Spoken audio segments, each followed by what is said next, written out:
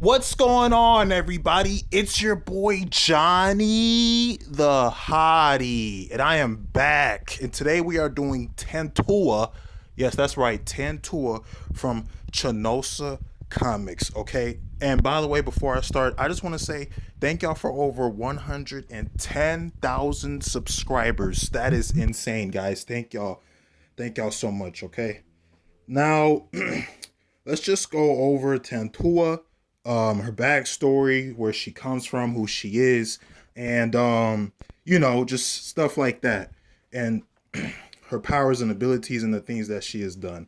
So up first, let's just go over who she is. Tantua is the daughter of Tanrua, who is a member of the Sageful Seven. Now, the Sageful Seven are seven angels that represents the rainbow of God, like God's rainbow, the seven colors and stuff like that. So Tanrua is her mother. And all angels and archangels have a direct connection to the creator slash the father, Ra'on himself. I done videos on Ra'on in the past. All right. They call him Yahweh, Abba, Father, all that good stuff. He's basically their version of like the presence, okay, from DC slash Vertigo Comics, or the one above all, depending on how you look at it. But we got to go on where Tantua lives, right? She lives in the Angel's realm that is in the Chanosa Comics verse. Now, if you don't know where that is, let's just break it down, okay? So, up first, right, we have the atoms that have the same structures as the physical universes that have collective unconsciousness and Jung archetypes, right? Then we have the infinite universes, the actual universes, you know. Once again, go watch the Chanosa cosmology videos to get a full picture of just how big it is, right? So the infinite universes make up the multiverse. The infinite multiverses make up the metaverse. The infinite metaverses make up the omniverse, right? But you got to understand, in each single universe, multiverse, and metaverse, there are infinite temporal, spatial, and geometrical dimensions. So that means dimensions that have time, space, and geometry and physics and stuff like that. So temporal, spatial, and geometrical dimensions, right? There are infinite dimensions in each universe, each multiverse, each metaverse, and the omniverse. Also with infinite timelines, infinite realms, infinite dimensions, infinite possibilities, infinite outcomes, and impossibilities, right?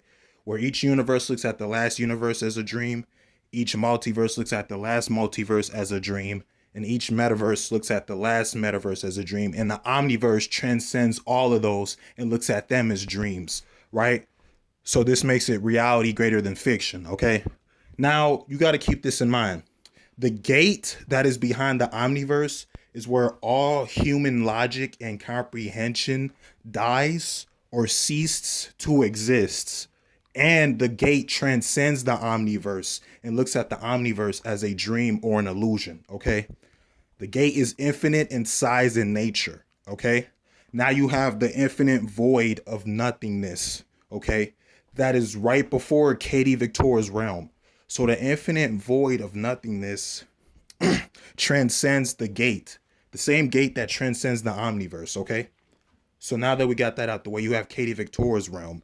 And Katie Victoria's realm transcends the infinite void of nothingness and the gate and looks at them as fiction. Inside of Katie Victoria's realm, there are infinite layers, and there are infinite and endless distance in between each layer. So imagine a ladder that has infinite and endless space in between each single step. It would take you an eternity just to get to one layer, let alone all the layers.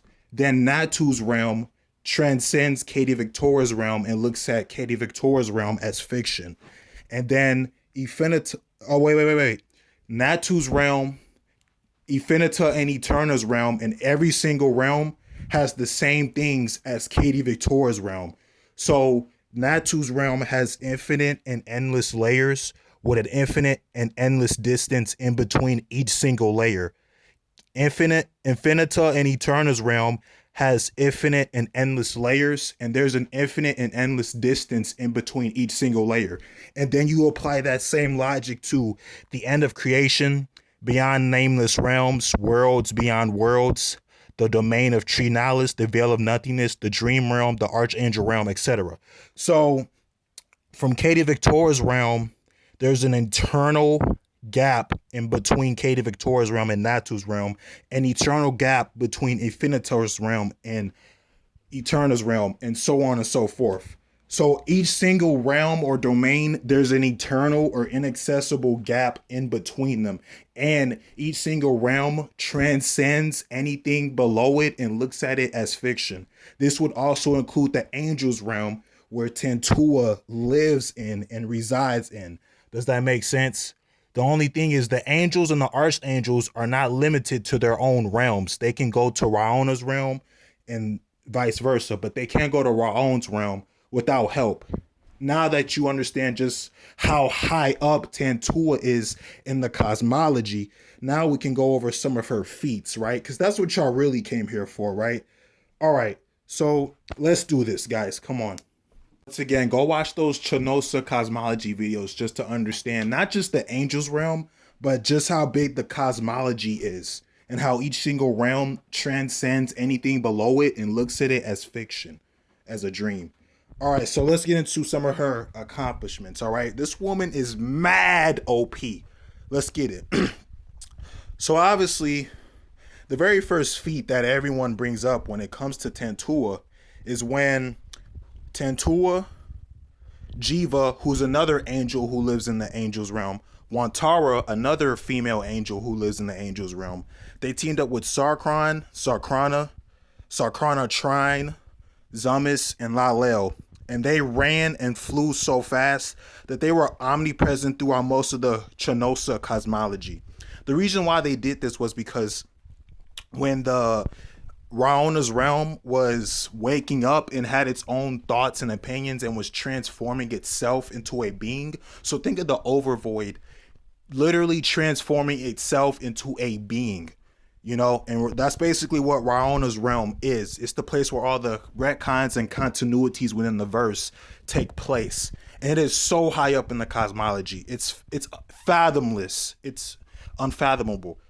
And when it was waking up and moving, it was causing damage to majority of the Chanosa cosmology, and it was spreading its evilness throughout most of it. So since the evilness was pretty much omnipresent, they had to become omnipresent in order to defeat it. That's the requirements that it took. So everyone and their mamas to this day is hyping up that feat. And these feats are in no particular order, by the way. Now, let's get into when she put up on Trinalis to shut him down. Now, Trinalis, you already know how powerful he is. He's the judge, jury, and executioner across all planes of existence, reality, and creation, right? Keep in mind that his realm is boundless and a void in comparison to everything beneath it. I mean, just to show you how powerful he is, he destroyed 3 metaverses, and then he turned off the omniverse with just one thought. He was like, all right, good night. Like, you thought what Thanos did with the Infinity Gauntlet was cool? Wait till you get to Trinalis. This is the same Trinalis who turned off the literal omniverse. I already told you how big the omniverse is, right? The same Trinalis power had no effect on Tantua at all because she exists in a higher place of the cosmology than he does. If you look at the angel's realm and the archangel's realm, the angel's realm is way above Trinalis's realm or his domain, okay? He can't even go there without help. So he doesn't scale to the angel's realm. Just had to debunk that myth really quickly, okay? The angel's realm is, let's see, from 1, 2. Okay, there's like 2 realms in between his realm and the angel's realm, but there are inaccessible gaps in between each single realm, okay? So there's the Trinalis's realm, the veil of nothingness, but then there's the eternal gap between those two, then the eternal gap between the veil of nothingness and the dream realm, and then another eternal gap between the dream realm and the angel's realm. And the angel's realm transcends anything below it and looks at it as fiction. And then the same thing is applied to the archangel's realm, and so on and so forth. Okay? Also, we got to come up with another one. So she fought Saran, right? My boy Saran. But Saran is another angel himself, right? And Saran and Sarana simultaneously destroyed creation and uncreation in their fight to the point where Ra own himself had to step in and stop them. Right? That's how powerful these angels are. And she stalemated Saran the first time, but she beat him the second time. All right. And as far as her hacks, like her powers and abilities, she pretty much has any power that a cosmic slash abstract being would have. She's like the female version of the Spectre from DC Comics, if that makes any sense. All right. So she fought that same Saran who was so powerful to where Ra-On himself had to step in and break up the fight that he had with his wife. That's insane. Wait, we're not done yet. Up next, another crazy feat for this ridiculously powerful being, Tantua. She got pushed into the water of creation. Now let me explain. So Jiva is an angel, right? And she was in the angel realm. And she's, because of her father and her mother, she's like a half demon, half angel. I explained in another video, but she was wrestling between whether or not she wants to choose her angelic side or her demonic side, right? And as she was in this tug of war, mentally, spiritually, so to speak, she accidentally pushed Tantua, who was trying to calm her down, into the water of creation. This water is the angels' tears, okay? And they just collected there. The reason why is because if a single droplet of this water hits creation, it can make all of creation go bye-bye within an instant, in less than a blink. And that's just a droplet. If a droplet can do that, imagine a huge amount of that water. Yeah, Tantua fell in that water and she was just fine afterwards. So her body is more durable than creation itself. That's the crazy thing about these angels, okay? Now, if we get into like her really wonky feats, then let's do it, right?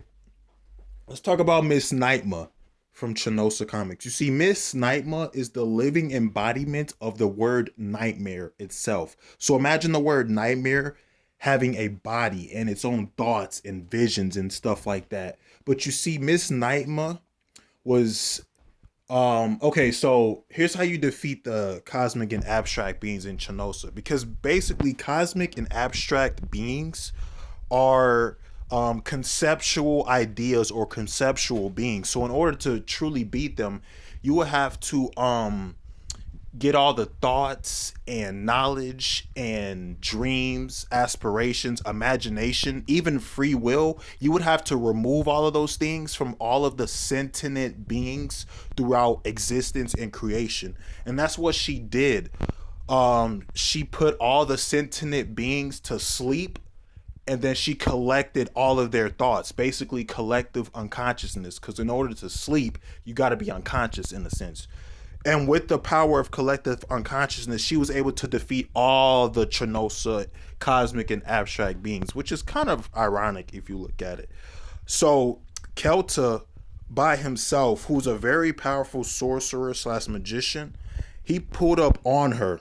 And keep in mind, even though he didn't win until Wantara showed up, the real Wantara, not the Avatar one, keep in mind that even though he was holding his own, like, oh my goodness, he was basically fighting Miss Nightma with the power of collective unconsciousness, the same power that gives the cosmic beings their source of energy and powers and abilities. The same treat, like Trinalis, for example, the guy who turned the Omniverse off with a simple thought, even he was powerless against her with this new amp, so to speak.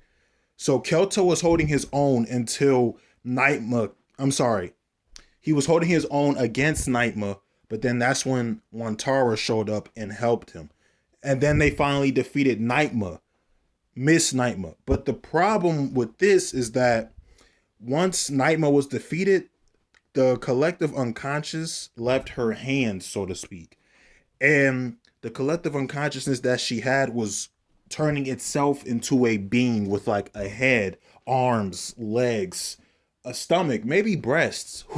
Who knows, right? And Tantua fought the embodiment of collective unconsciousness, okay? And she took away the very things that make it what it is, right? Like I said, the sentient beings throughout creation and existence and stuff. After that, she was able to recreate the entire cosmology in her image, the way she wanted to. So you got to understand, when Miss Naima had the powers of the cosmic beings, the source of their powers, it did, not only did it destroy the cosmic beings, but the realms that they inhabit. So basically destroyed the cosmology that they, are in.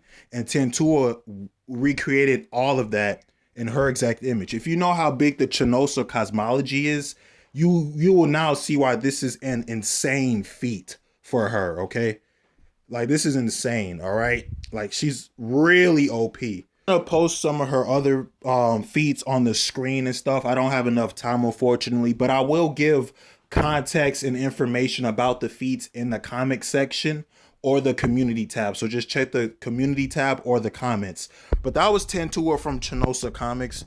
She's very powerful, but despite that, she still has her own personality, beliefs, moral, charisma. I mean, hey, she likes to dance. Like, sure, you can warp reality, but can you, do the nene or the cha-cha slide? You feel me?